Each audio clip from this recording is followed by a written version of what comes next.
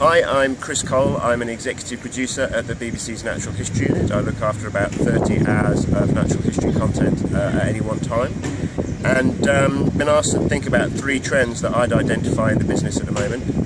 The first of those, I think, is growth. I think probably not quite as much growth as we had back when the cable channels were expanding, but I do think we're at a time when there's a real appetite for what we do, which is fantastic for all of us.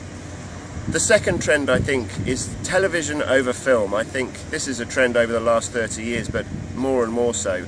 It's less about making films and more about making television, and the two are quite different disciplines, although they share many of the same skills.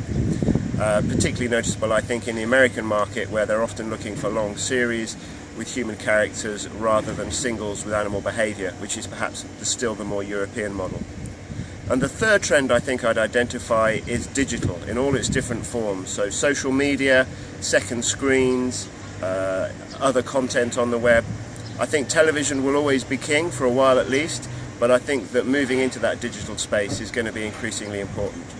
So Chris, are there any big technical impacts in terms of kit and access to stories that is changing the way that you create natural history content?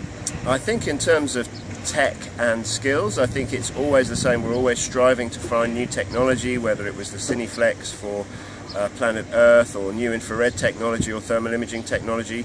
The drive is always to keep pushing forward and innovating.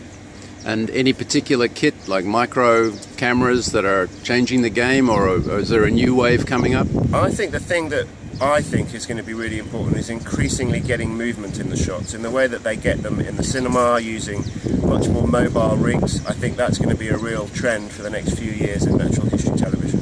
So thinking of the BBC, we all know that there's been significant budget cuts planned and anticipated. Is that creating an impact on the way that the Natural History Unit operates?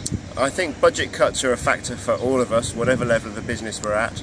It gets harder and harder to raise money, and we're always looking at new ways to source co-production for our programs.